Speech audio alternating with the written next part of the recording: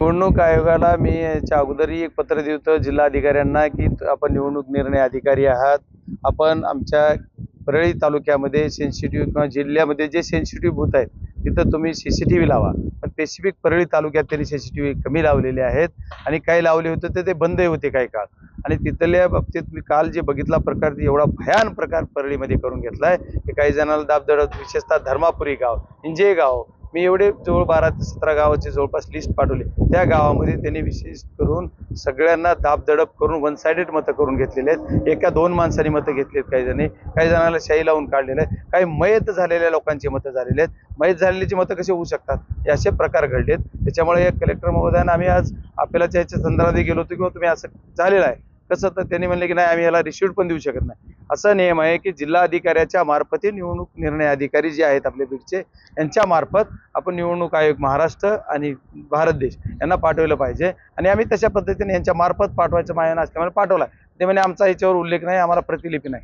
आता या जिल्हा अधिकारी आहेत यांना त्याचं लॉ माहीत आहे, सर्व माहीत आहे, ते जाणीवपूर्वक काहीतरी बोलतात आणि आमच्या सर्व टीमला आता त्यांनी काढून दिलंय की आम्ही हे काही करणार नाही, आम्ही याच्यावर निर्णय घेऊ शकत नाही, आम्हाला माफ करा. नाही मग ते बरोबर आहे ना, जिल्हा अधिकारी या बीड जिल्ह्यातल्याच रहिवासी असताना बीड जिल्ह्यात त्यात कामच करू कसं त्या निवडणूक अधिकारी म्हणून. आणि एवढंच नाही, परत PI आहेत, काही शिरसाळा पोलीस स्टेशनला दहीपळे नावाचा PI आहे, परत तुमच्या आणखी बरेच साधे नागरगोजे नावाचा एक VDO आहेत किंवा तहसीलदारला काम बघतात. असे वेगळे अधिकारी जे आहेत विशिष्ट समाजाचेच अधिकारी आणि ते बीड जिल्ह्यातच राहिले. असं का?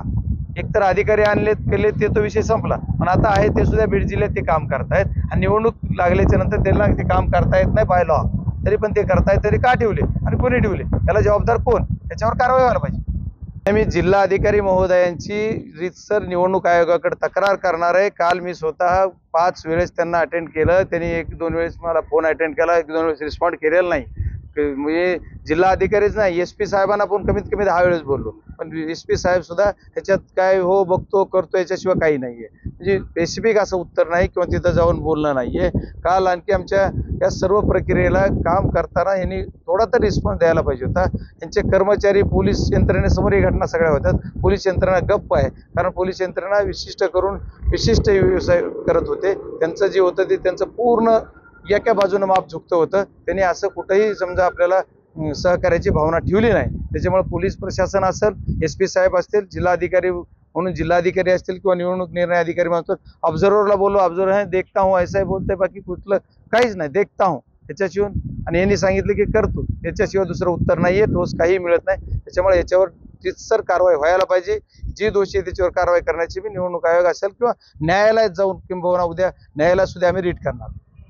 जात पातीवर निवडणूक नव्हती, ही जाती पातीवर न्यायचं काम पुढच्या उमेदवारानं केलं, सत्ताधाऱ्याने केलं, सत्ताधाऱ्याच्या पायाखालची वाळू घसरली, ह्यांचं न करतेपणाचं पाप आहे. शेतकऱ्यांचे रोष, बेरोजगारीचा रोष, बाकी बरेच काम ह्यांनी जी केलं नाही, सरकारवरचा रोष जो होता ते मतात दिसणार होता. त्याला जातीपातीचा रंग देऊन विशिष्ट एक समाज, एक जात फक्त एका बाजूने घ्यायचा परिणाम म्हणजे केला प्रयत्न. आणि त्याच्यानंतर त्याच्यावर बी काही विजय होत नाही. ज्यावेळेस त्यांना कळलं जी काय पोल आले काय झालं त्याच्यावरून, की त्यांनी म्हणले की आता काही करून आपल्याला विजय प्राप्त करायचा तर काय करा, तर आपण बूथ कॅप्चरिंग करा. त्यांना चौकडी यश आलं नाही, पण परळी तालुक्यामध्ये बऱ्यापैकी त्यांना यश आलं आणि त्याच्यामध्ये त्यांनी बऱ्यापैकी वोटिंग बोगस करायचं काम केलेलं आहे. आणि ह्याच्यासाठी जे दोषी आहे तर प्रशासन दोषी आहे. प्रशासन या जिल्ह्यातलंच होतं, त्याच्यामुळे त्या प्रशासनावर रीतसर कारवाई व्हायला पाहिजे आणि रिपोल व्हायलाच पाहिजे.